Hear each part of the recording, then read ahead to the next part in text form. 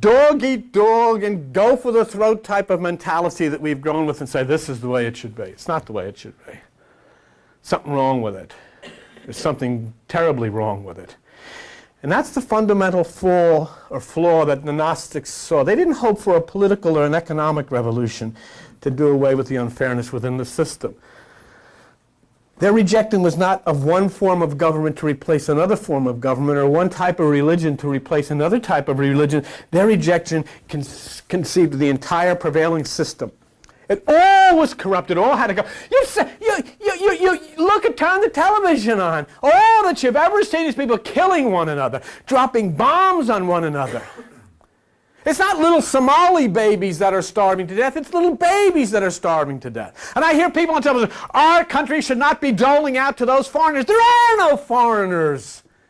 Everybody is living in this magnificent creation, and you're supposed to be helping one another, getting along with one another, but somebody has divided up lines and said this is the way it's got to be for us, and that's the way it can be for you, and you can't come over to our side. And then the religions say we're saved, and if you want to, and all of this insanity, and we perpetuated and perpetuated and perpetuated, and the Gnostics said it's crap, don't get involved in it, and they became the most feared and hated bunch of people on the face of the earth, and they were liquidated systematically by the Jewish religion, by the Christian religion, and by any other religion, because they said stand on your own 2 feet and don't join that crowd or you're going to go under just like they are. Jesus, what was he? Well, you know, what do we? Somebody dies.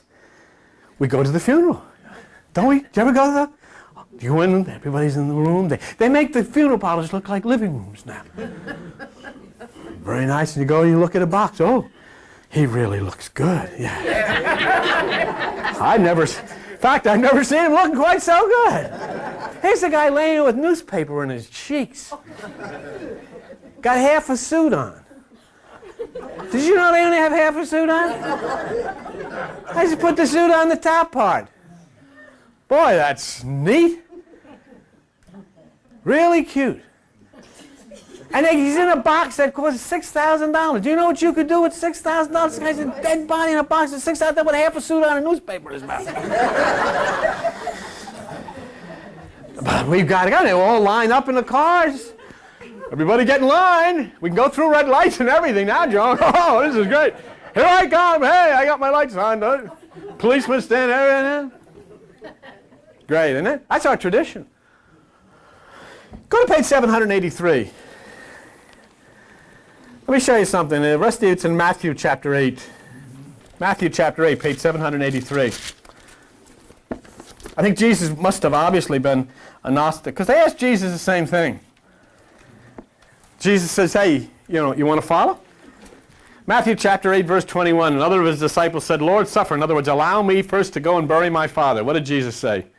You follow me. Let the dead bury the dead.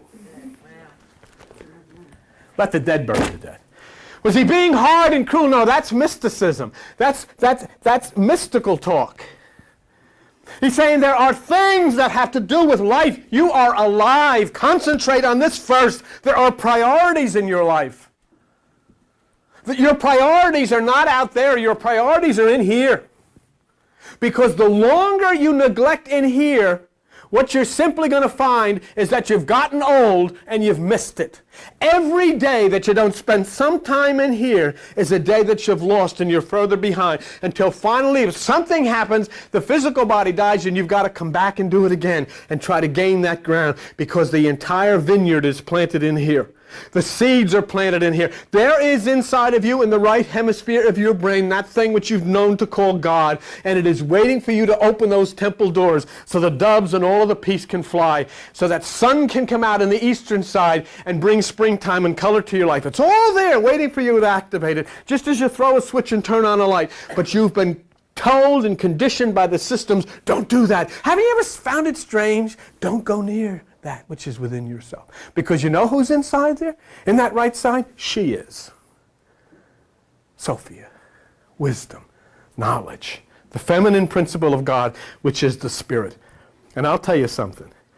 Religions which have been degrading women are the same that degrade the Spirit. They're scared to death of it. And religions which construct themselves to such an extent as they've done here. Do you know that even when Christmas time comes and you hear the boys' choir from Vienna? It came upon our midst. Do you know why that is? Because they wouldn't allow women on the altar, and they had to have sopranos and altos, so they had little boys. And you know what they've done with little boys in the churches of the world. And so when they came against women, they simply come against the spirit and that which is the feminine principle of God, which is called Sophia, which dwells inside of you, waiting for you to touch it and to bring you into a oneness with nature. The Gnostic were knowers of a tremendous secret, and I'm going to tell you that secret in a minute. And what is the secret? They knew a secret.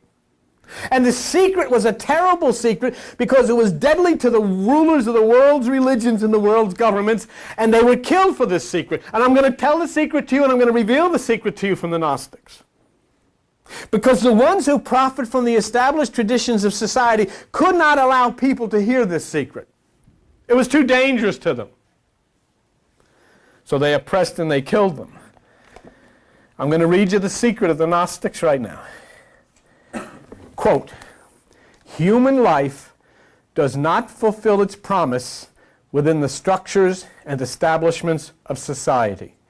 No one comes to true selfhood by being what society wants you to be, nor by doing what society wants you to do. No one comes to true selfhood by being what society wants you to be, nor by doing what society wants you to do. Family, society, church, business trades, as well as moral and ethical rules are not the least conducive to spiritual welfare. Have nothing to do with it. There is only one thing, and that is your knowledge of the cosmos, your knowledge of cosmology, your knowledge of nature, and your willingness to subject yourself to flow in that beautiful, beautiful place of the higher realms of consciousness where nature flows to carry you up into the arms of that which is nirvana. And she will embrace you. And then you become one in consciousness. And then you become one in spirit. But you'll never, ever make it. And all of our time is spent, no matter how hard we try to understand this, all of our time is spent trying to be what they want us to be. To do what they want us to do. You do it with your children all the time. Oh, I've got to have my children. I've got to be raised like